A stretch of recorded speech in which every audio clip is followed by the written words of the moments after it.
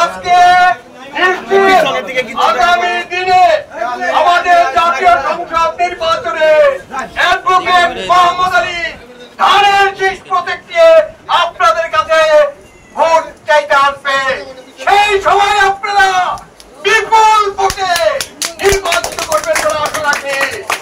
বন্ধুগণ, আগামী 5 তারিখ ইউনিয়নের সম্মান সমাবেশ, সেই 5 তারিখে আপনাদেরকে দাওয়াত দিচ্ছি, আপনারা সেখানে যাবেন। আমরা আগামী দিনে 5 ইউনিয়নে বিপুল সমাবেশ করব। সেই জনসভায় আমাদের সময়ের স্বল্পতার কারণে আমাদের নেতা বাংলাদেশ জাতীয়তাবাদী দল কেন্দ্রীয় বিএনপির অন্যতম প্রভাবশালী সদস্য জনাব অ্যাডভোকেট মোহাম্মদ আলী গুরুত্বপূর্ণ বক্তব্য দিতে চেয়েছিলেন, কিন্তু সময়ের অভাবে সে সম্পূর্ণ করতে পারেন না এই বক্তব্য। তারই ধারাবাহিকতায় আজকে সে আবার ভিক্টোরিয়া ইউনিয়নে আমরা হচ্ছে বিশাল সমাবেশ দেখেছিলাম। আমার নেতা হয়তো আনন্দিত হয়েছিলেন। তারই ধারাবাহিকতায় আজকে সে ঢাকায় থাকতে না পেরে আমাদেরকে ভিক্টোরিয়া ইউনিয়নে আবার এসে অভিনন্দন জানিয়েছেন।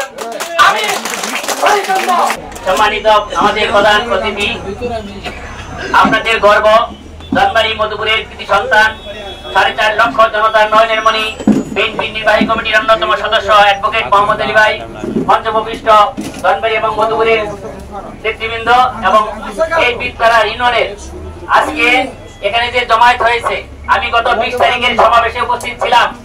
মনোনয়নের প্রশ্নে যে কথা আছে, তারা এক প্রার্থীর পক্ষে ভোট চাচ্ছে, কিন্তু প্রিয় ভাই আপনারা জানেন তাদের ভিতরে কিছু নাই। তারা শুধু মানুষকে বিভিন্ন ভাবে বিভ্রান্ত করেছে, কিন্তু আমরা মানুষকে বিভ্রান্ত করতে চাই না। আমরা জানি মনোনয়ন কে পাচ্ছেন, কিন্তু আমরা সেটা প্রকাশ্যে বলবো না।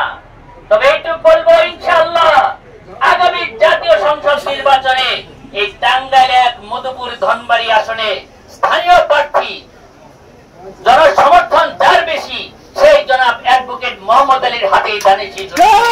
আমাদের যারা ওই ফ্লোরে যারা ভোটার এবং কর্মী, তাদেরকে আপনারা লিবেন, কোন নেতার আমাদের দরকার নাই। সাথী বন্ধুগণ, আগামী দিনে জাহাঙ্গীর বলেছে নমিনেশনকে পাবে, এটা আমরা সবাই বুঝি, কিন্তু আমরা বলতে পারতেছি না। সেই হিসাবে আপনারা অ্যাডভোকেট মোহাম্মদ আলীর পাশে আরো গণজোয়ার সৃষ্টি করবেন এবং তার পক্ষে ভোট চাওয়ার জন্য অনুরোধ করছি। সময় না থাকার কারণে সময় দিতে পারেন, কারণ ওই দিন আমাদের মধুপুরে আরো দুটা মিটিং ছিল। কার্ডেল করি আমরা অ্যাডভোকেট মোহাম্মদ আলীকে সেদিন বক্তব্য দেওয়ার জন্য মঞ্চে উঠিয়ে দিয়েছিলাম। প্রিয় সহকর্মীগণ, সেদিন অ্যাডভোকেট মোহাম্মদ আলী মধুপুরের 2টা মিটিং এর কারণে বাবলু বলে গেল সময় দিতে পারে নাই, কিন্তু হয়তো সাময়িকভাবে ওরা কিছুটা মন খারাপ করেছিল।